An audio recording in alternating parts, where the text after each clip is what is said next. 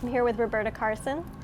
Roberta, can you share with me your personal story and a bit about your motivations to create Zago? Sure. In 2005, my son Zachary was 17 years old and diagnosed with a terminal brain tumor that had less than 2% survival rate. Although we were lucky, he lived for 27 months due to successful chemo and radiation treatments. After he died, many people reached out to me for help to navigate their own health care for themselves or a loved one. And I realized there was an opportunity to create something to help people manage their own illnesses and injuries, whether they were patients or family caregivers.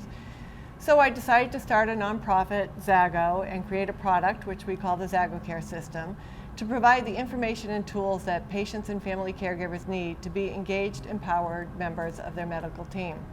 100% of the profits go to the brain tumor fund we established in our son's memory to further the research on the brain tumor that killed my son. And tell me, for you as a caregiver, what were some of your biggest challenges? Oh, so many challenges. It is so hard to navigate the medical world. It's hard if everything's going well in your life and you're just going through a series of appointments. But when you're dealing with somebody who's very ill, you're so overwhelmed by the illness, you can barely think straight, and it makes it almost impossible to manage everything. There's so many doctor's appointments and test results and symptoms, and you have to communicate and you have to keep track of everything, and there's so many medications to keep track of, and it's just all very, very overwhelming.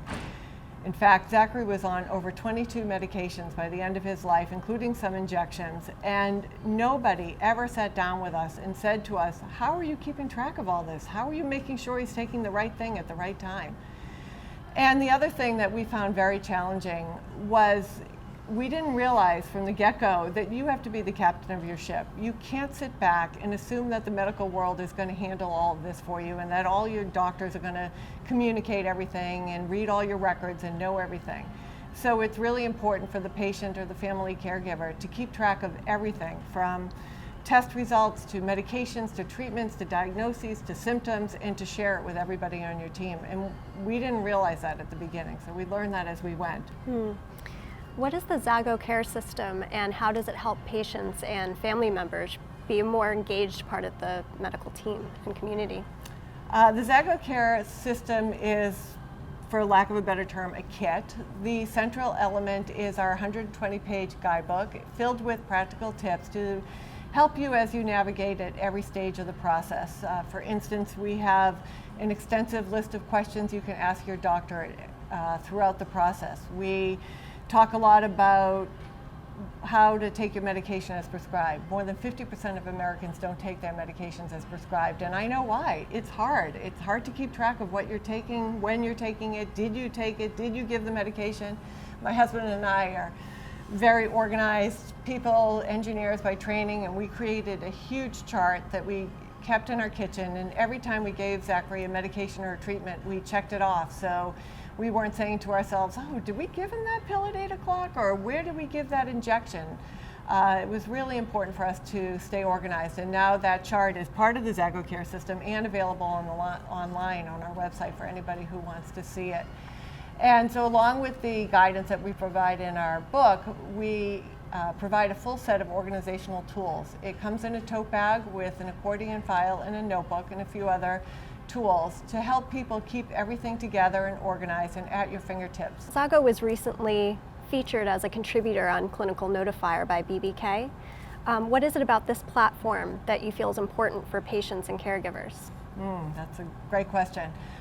Clinical trials are a lifeline for people who don't have a standard treatment. Either they've tried treatments that aren't working, or in Zachary's case, there's literally no accepted treatment for the tumor that he had. So clinical trials are the only option you have. It gives you hope, but it's also very difficult and overwhelming to choose a treatment.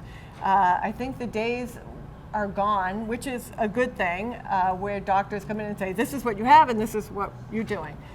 When Zachary was diagnosed, they told us there were 3 clinical trials that were available, and he explained them each, and of course we couldn't understand a word of what he was saying. And then he said to us, which one do you want to use?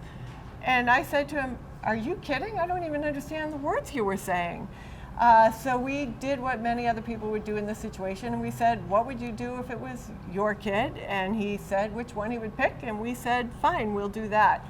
I'm a huge advocate of clinical trials. It kept Zachary going for 27 months without the medication he received through the clinical trials he was in. I'm sure he would have died within the 4 to 6 week time frame that they gave him upon diagnosis.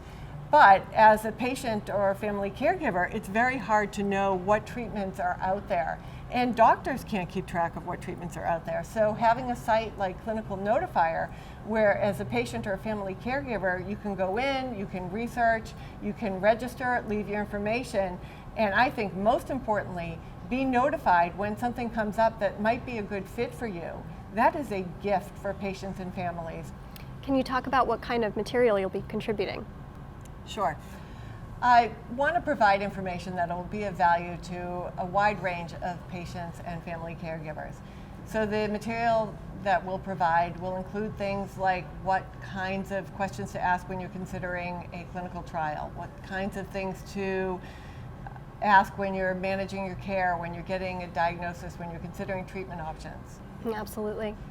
And Clinical Notifier being a pathway for patients and caregivers to find better health care, what opportunities do you feel clinical trials offer to patients?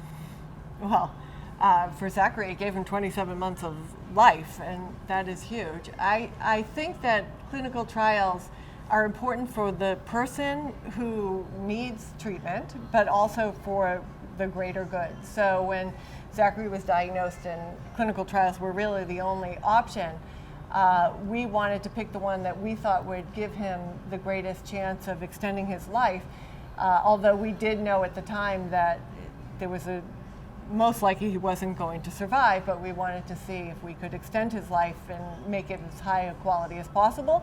But we also, all three of us, Zachary, my husband, and myself, felt like there was an obligation to participate, because the only way new medications are going to be brought onto the market to help people in the future is through clinical trials. And if patients don't participate, they can't happen. Well, Roberta, thank you for coming. Thank you for sharing your experiences with us. Thank you.